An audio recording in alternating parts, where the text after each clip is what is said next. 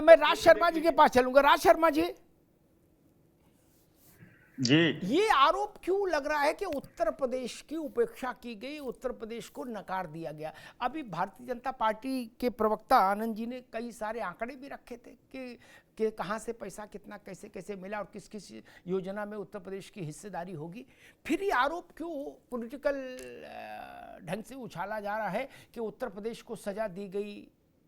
कोई कह रहा है उत्तर प्रदेश के साथ दोहरा व्यवहार हुआ, कोई कह रहा है उत्तर प्रदेश की नजरअंदाजी कर दी गई। राज शर्मा जी। देखिए भाई, मैं जी सबसे पहले एक बात कहना चाहता हूं जी कि मुझे नहीं पता आज दुबे भाई हमारे कौन सी डायरी ले आए जो इधर उधर की बातें कर रहे हैं, गलत डायरी ले आए। अब आपने जो पूछा बताता हूं। ये बहुत बड़ी विडंबना नहीं लगती क्या आपको भी कि एक फाइनेंस मिनिस्टर भाषण दे 80 मिनट का और उसमें ना तो राम का नाम ले, पुरुषोत्तम राम का, जिनको धोखा दे के ये सत्ता में आ गए, और ना उत्तर प्रदेश का नाम ले, ना अयोध्या बोले। ये बहुत बड़ी बात है। और जिसको ये लोग कहते थे कि अब की बार 80 पार और उत्तर प्रदेश से ही दिल्ली का तख्त मिलता है, तो आधा तो इनका तख्त लूट गया। तो जिस कारण जो अभी अखिलेश जी भी कह रहे हैं और सभी कह रहे हैं, आप भी मानते हैं इस बात को। आप कहे ना, एक बात अलग है कि आप मानते हैं कि जब आदमी की बर्बादी हो रही होती है और उसे उसका ज्ञान हो जाए तो उसकी बुद्धि हट जाती, और वही मुझे लग रहा भारतीय जनता पार्टी के नेताओं की बुद्धि हट। एक सबसे बुरा लगता है मुझे कि ये लोग परिवार में आ जाते हैं, ये दूसरे के परिवार को कहते हैं, अपनी बातें नहीं कभी कही। एक व्यक्तिगत किसी भी परिवार के लिए अच्छी पार्टी और अच्छी पार्टी का नेता कभी नहीं कहना चाहिए। आपको जिसके लिए चुना गया आप वो काम करिए। आप आपस में लड़ाई कर रहे हैं, क्यों ना दुखी हो विपक्ष। आपको चुनाव है, वो बात अलग है, धोखे से चुन गए आपको चुना गया है प्रदेश के लिए अच्छा करना। ऐसी योगी जी की क्या मजबूरी है कि योगी जी एक बार नहीं कह सकते भाई उत्तर प्रदेश तो बहुत बड़ा सूबा है? 5-5 देश मिल जाए तो उससे बड़ा हमारा उत्तर प्रदेश है, और आप उत्तर प्रदेश में क्या दोगे? आपने 2-2.5 लाख करोड़ अगर दे भी दिया, उससे क्या हो रहा है? और आपकी देखिए, एक कहावत है कानून में भी, इंसाफ अगर हो, अगर कम भी हो तो लेकिन होता हुआ दिख जाए। आप कहे बजट, अगर बजट वाकई जनता के भले के लिए होता वो दिखता भी। अब आपका बजट तो कुर्सी बजाने के लिए आपका गैजेट बन गया। आप क्या बोलोगे बताइए? आप उत्तर प्रदेश में आपने क्या दिया? और सारी बात तो मैं कहूं पूरे इंडिया को क्या दिया आपने? मैन्युफैक्चरिंग के लिए क्या कर दिया? ठीक है राज भाई, आपने ठीक किसान के लिए क्या ठीक कर है दिया? राज भाई, रुक रहा हूँ, यूरिया रोहित जी के सस्ता पास कर भी देते, चलूंगा। ठीक है राज बाबू, ठीक है, ट्रैक्टर का डीजल सस्ता ठीक कर अरे देते। रुक जाओ भाई सेक्टर।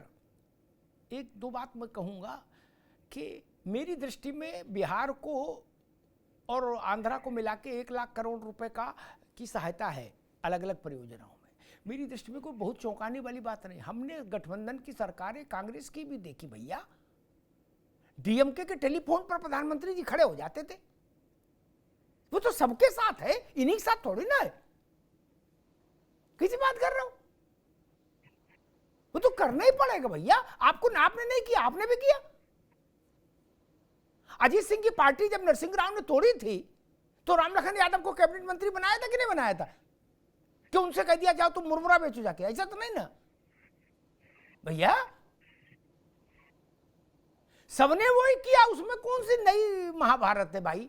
जो कह रहे, मैं कल से सुन रहा हूं कि अखिलेश जी कह रहे समर्थन मूल्य दिया गया है घटक दलों को, कोई कुछ कांग्रेस भी करी। इस बात का कोई अर्थ है क्या मित्र? आपके पास ऐसे ओबीडियंट घटक दल कब रहे कि जिसमें सारी मलाई आप खाओ और वो छाछ पिए? कभी नहीं रहेंगे। सरकार गिरा देंगे आपकी भी। इसमें कौन सी नई बात है? कपिल जी भी इस बात से सहमत होंगे। इन्होंने तो, इनको मैं बधाई मतलब तारीफ करता हूं इनकी पार्टी की, मुलायम सिंह जी की, अब तो वो है नहीं।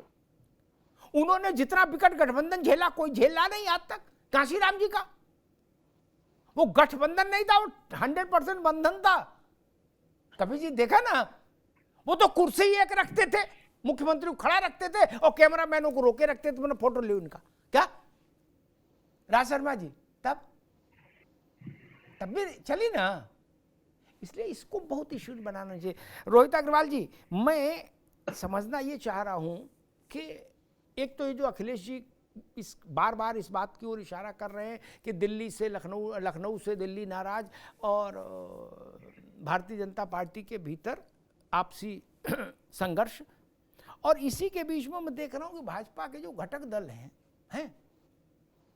कांवड़ वाले मामले, आप फोटो तो खिंचा नहीं रहे हो अभी, लेकिन कांवड़ वाले मामले में थोड़ा चौधरी साहब ने भी कहा कि एक गेंद हम भी फेंक के देखें। क्या बोले, क्या कुर्ते पर भी नाम लिखाओगे? बाकी दो जो घटक दल है पूर्वांचल वाले हैं, वो तो डिस्को डांस कर ही रहे हैं, यत्र तत्र सर्वत्र। क्या स्थिति चल रही? कुछ अंदर खाने मामला गड़बड़ हो रहा है? क्या लग रहा है आपको? आप तो चूंकि घर हुआ हो तो आपको तो सूचना होनी चाहिए। देखिए अमिताभ जी, दो तीन चीजें हैं। मैं आपके सारे सवालों का उत्तर देना चाहूंगा, मुझे थोड़ा सा समय दे दीजिएगा। एक आपने पूछा कि दिल्ली और उत्तर प्रदेश में कुछ झगड़ा चल रहा है। देखिए एक बात बिल्कुल क्लियर होता है कि किसी भी पार्टी में अगर कोई झगड़ा चलता है तो चलता वलता कुछ नहीं है। बिल्कुल अमिताभ जी, आपको भी क्लियर है ना? वहां से चिट्ठी आएगी, नया मुख्यमंत्री बन जाएगा, नया कैबिनेट बन जाएगी और पूर्ण बहुमत की सरकार है। कोई झगड़े की आवश्यकता नहीं है। देखिए अगर कोई आदमी अपने संगठन की ओवरहॉलिंग करे, कुछ भी करे, उससे भाई विपक्ष को क्या लेना देना। लेकिन पता नहीं क्यों विपक्ष को अपना संगठन नहीं दिखता है, जिनके संगठन का कोई अता पता नहीं है, उसके बावजूद दूसरे के घर में झांका करते हैं। तो कोई झगड़ा वगड़ा चलता नहीं है। आपको भी पता है अमिताभ जी, जो सीनियर होते हैं किसी संगठन के अंदर, वो अगर किसी नीचे वाले को हटाना चाहते हैं तो तुरंत हटा देते हैं, उनको झगड़ा करने की आवश्यकता नहीं होती है। आपको अपने कैमरामैन या अपनी यूनिट से झगड़ा करने की जरूरत नहीं है। आपको खाली आदेश जारी करना है कि भाई साहब विदाई, नमस्ते, है ना? बाकी बाद में संभाल लिया जाएगा कि क्या करना है, नया कैमरामैन मिलेगा कि नहीं मिलेगा, कर लेंगे। तो योगी जी कैमरामैन नहीं। अरे भैया चुप रहो भैया महाराज, मतलब काहे परेशान हूँ। देखिए कल जो है इनके एक सहयोगी हैं जो अभी बोल रहे हैं बीच में, कांग्रेस वाले, राहुल गांधी को शब्द ही नहीं मिल रहे थे, है ना? राहुल गांधी जी को शब्द ही नहीं मिल रहे थे तो कैसे भागे थे सदन के अंदर से? आप ये सोचिए, बजट का दिन हो और लीडर ऑफ अपोजिशन बिना बाइट दिए भाग जाए, क्या पॉसिबल है? क्यों? क्योंकि समझ में नहीं आया कि बोलना क्या है अब। अरे ये तो बिल्कुल ऐतिहासिक बजट दे दिया इन्होंने इतना जबरदस्त बजट दे दिया कि जो उनको खुद लग रहा था कि इसके अंदर कहीं कोई कमी ही नहीं है, और वो भाग गए वहां से। और भाग के उसके बाद जाके सबसे पहले ट्वीट क्या किया कि जो कांग्रेस का मैनिफेस्टो था उसके अनुसार बजट दे दिया, तो इसका मतलब आप सेटिस्फाइड हो उस बजट से।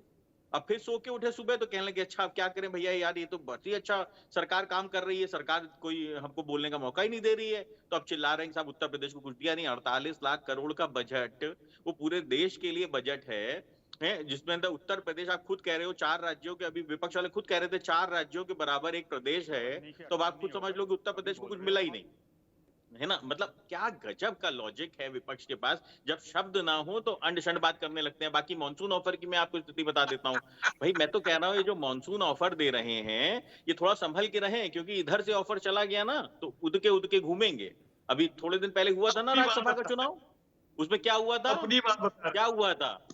इनके विधायक कहाँ चले गए, है ना? तब उद के घूम रहे थे। स्थिति देखिए दोनों बिल बिला रहे हैं। देखिए मैं बोल रहा हूँ अमिताभ जी, दोनों बिल बिला रहे हैं। अब रही बात मानी जयंत चौधरी जी की, जल्दी शर्मा जी और अच्छा भैया सुन लो, एक बात और सुन लो, बालक बुद्धि के बालक बुद्धि के प्रवक्ता, थोड़ी हिम्मत रखो, है ना? देखिए एक नाबालिग तो आप हो, बोलो भैया रोहित जी, थोड़ा तो शिष्टाचार रखो कम से कम डिबेट पे, है ना? तो एक आखिरी बात थी, माननीय जयंत चौधरी जी ने जो कांवड़ यात्रा के ऊपर स्टैंड लिया। देखिए अगर कोई चीज गलत है तो ये हमारा फर्ज बनता है कि अपने संगठन के साथी को हम बताएं कि यहाँ पे आप गलती कर रहे हो, क्योंकि जनता ही सर्वोपरि है। हमने वो बताया और सुप्रीम कोर्ट ने भी उस चीज को कहीं ना कहीं एक्नॉलेज किया कि हाँ ठीक है, ये निर्देश कहीं ना कहीं गलत था, प्रशासन द्वारा निर्देश दिया गया था, हमने बताया और उस चीज को भारतीय जनता पार्टी ने भी फाइनली एक्नॉलेज किया। देखिए तो स्थिति बिल्कुल साफ है अमिताभ जी। अच्छा ठीक है रोहित, एक छोटा सा सप्लीमेंट्री, फिर मैं कपिल जी के पास जाऊंगा कि 7 कालिदास मार्ग पर आजकल अलायंस पार्टनर्स जाके के फोटो खिंचा रहे हैं। आपको भी जाने का है क्या कोई कार्यक्रम? हम आपसे मतलब आपकी पार्टी का? देखिए अमिताभ जी, एक बात बिल्कुल साफ है कि कौन किससे कौन सी शिष्टाचार मुलाकात कर रहा है, कौन कहाँ दबाव की राजनीति कर रहा है। हमारी पार्टी का मुद्दा बिल्कुल क्लियर है। हम जिसके साथ रहते हैं पूरी ईमानदारी से रहते हैं और दिखाई भी पड़ते हैं। हम केंद्र में भी सत्ता के अंदर हैं और हम प्रदेश में भी सत्ता के अंदर हैं, दोनों में हमारे कैबिनेट मिनिस्टर हैं। माननीय जयंत चौधरी जी स्वयं कैबिनेट राज्य मंत्री स्वतंत्र प्रभार हैं, और हमारे पास प्रदेश के अंदर अनिल कुमार जी कैबिनेट मिनिस्टर हैं। तो इसलिए हम सरकार का हिस्सा हैं और पूरी ईमानदारी से हम अपने घटक दल के साथ खड़े हैं, उनके हर ठीक है रोहित बाबू दुख में रुकना खड़े हैं, होगा। उनके हर कपिल सुख में श्रीवास्तव, खड़े हैं। ठीक है रोहित, कपिल श्रीवास्तव, एक बात रोहित अग्रवाल ने ठीक कही और इसके कई उदाहरण हैं। गुजरात में मुख्यमंत्री से लेके और उप मंत्री तक सब एक झटके में एक साथ बदल गए थे और आराम से शपथ हो गई थी। ऐसे कई उदाहरण हैं भाजपा के राज्यों में। कहीं कोई झगड़ा नहीं, कहीं कोई फसाद नहीं, कहीं कोई जिंदाबाद मुर्दाबाद नहीं हुआ क्या? तो जब ऐसी स्थिति है, पार्टी के पास एक ऐसा अपना मैकेनिज्म है कि कब किसको कहाँ चार्ज देना है और कब किससे चार्ज लेके उसके दूसरी जगह उसको समायोजित करना है और उसके स्थान पर किसी और को लाना है, तो फिर आपको ये कहाँ से दिख रहा है कि सारा कुछ मामला झगड़े में फंसा हुआ है और लट्ठम लट्ठा हो रहा है? कपिल जी। अमिताभ जी, सबसे पहली बात तो ये कि आप योगी जी की तुलना अन्य मुख्यमंत्रियों से नहीं कर सकते, ना अन्य किसी ताकतवर मंत्री से कर सकते। योगी जी स्वयं में मजबूत है। समाजवादी वाले मानते हैं कि यूपी का मुख्यमंत्री मजबूत है, जनता के मुद्दों पे बात कर सकते हैं। अरे रुक जाओ अब भाई, रोहित जी अभी उनकी आवाज आने जी जी आपकी स्थिति बताएंगे जी, आपकी बताएंगे। योगी जी बिल्कुल इस मामले में मजबूत हैं, क्योंकि आरएसएस का उनको साथ है और नड्डा साहब ने कह दिया हमको पिताजी का साथ नहीं चाहिए। कहा था ना, तो योगी जी के साथ आरएसएस खड़ी है। हिम्मत हो तो हाथ लगा के देख लें। ये योगी जी के लिए जो केशव प्रसाद जी ऐसे ही दौड़ के जाते हैं क्या? अच्छा जब ये सच आप क्या कपिल भाई, एक हमारे सप्लीमेंट्री ले लो, इन लोगों का न लेना, मतलब जब आप ये सच जानते हो तो केशव जी नहीं जानते? अगर आरएसएस उनके साथ है तो वो हटने से रहे, फिर केशव जी मेहनत क्यों कर रहे हैं? हम तो इसीलिए कह रहे हैं ना कि हम तो पीडीए को बढ़ावा दे रहे हैं।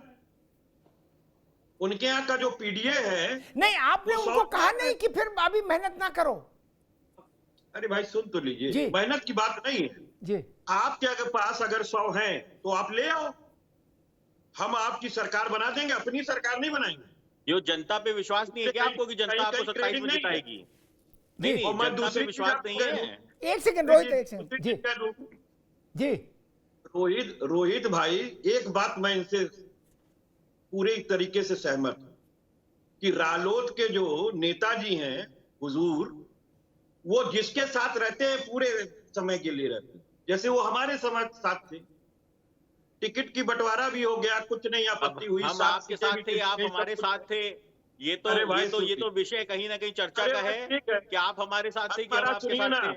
अरे सुनिए, 2 सीट वाले साहब, आपकी पार्टी तो हमारी विचारधारा से बनी थी। अरे भैया, जो हमें धोखा देके जिसकी पार्टी खड़ी हुई हो, धोखे के आधार पे जिसकी पार्टी खड़ी हुई हो, चौधरी अजीत सिंह जी को 1989 में अगर चौधरी अजीत सिंह जी को अगर आपने हराया ना होता, धोखा किया होता, तो आपकी पार्टी ना खड़ी होती महाराज, आपकी पार्टी ना खड़ी होती। एक मिनट रुकूंगा, आना कपिल भाई, एक मिनट रुकिए, रोहित जी रुकिए, चुनाव हार रहा हो, ठीक है दोनों लोग रुकिए, कपिल जी रुको, रोहित अग्रवाल रुकिए।